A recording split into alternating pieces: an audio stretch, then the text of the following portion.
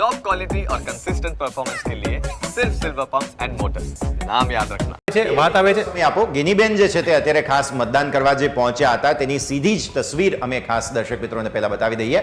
બનાસકાંઠાના સાંસદ, પહેલા ધારાસભ્ય અને હવે સાંસદ ગેનીબેન ઠાકોરે મતદાન કર્યું છે। તસવીરો જુઓ આપ। સાંસદ ગેનીબેન ઠાકોર પોતાના વતન અબાસણા પહોંચ્યા, મતદાન કર્યું। મતદાન બાદ તેમણે નિવેદન પણ આપ્યું છે કે વાવમાં કોંગ્રેસ હેટ્રિક મારશે, પેટા ચૂંટણીમાં जनता आशीर्वाद आपशे।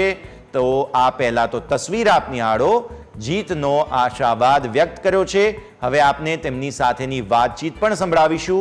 तेमणे मतदान कर्या बाद शुं कह्युं, आवो सांभळीए। વાવ વિધાનસભાની પેટા ચૂંટણી લઈને અત્યારે જે મતદાન યોજાવા જઈ રહ્યું છે ને લોકો ઉત્સાહભેર સવારથી જ મતદાન કરી રહ્યા છે। ત્યારે સવારના 7 વાગ્યાથી અત્યાર સુધીમાં જે 25% જેટલું મતદાન થયું છે। ત્યારે ગેનીબેન ઠાકોર જે સાંસદ છે, ગેનીબેન ઠાકોર પણ અત્યારે પોતાના વતન જે અબાસણા ગામ છે તે અબાસણા ગામ પહોંચ્યા છે। જો એમની સાથે વાત કરવાની કોશિશ કરીશું।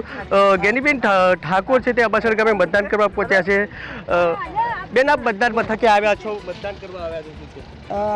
લોકશાહીના પર્વની ઉજવણી છે।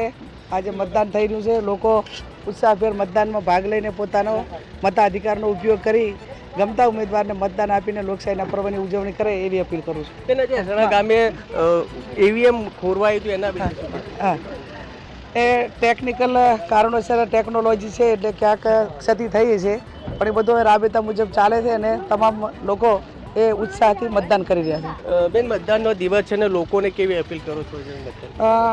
પોતાને દરેક મતદારો મતદાન કરવા માટે આવે અને પોતાનો મતાધિકાર ઉપયોગ કરીને પોતાને એમ લાગે કે પરિવર્તન અને પુનરાવર્તન, તો પાછું પુનરાવર્તન કરીને આશીર્વાદ આપશે પાર્ટીને, મને અને અમારા ઉમેદવારને, એવી હું અપેક્ષા રાખું। ચોક્કસપણે જે રીતે જ્યારે ગેનીબેન ઠાકોર છે ને લોકોને અપીલ કરી રહ્યા છે કે મતદાન અવશ્ય કરો, ને જે રીતે ગેનીબેન ઠાકોર પોતાના વતન પહોંચ્યા મતદાન કરીને લોકોને પણ અપીલ કરી રહ્યા છે વધુમાં વધુ મતદાન થાય તેવું અત્યારે ગેનીબેન ઠાકોર છે તે જણાવી રહ્યા છે। Ratansinh Thakor, news capital.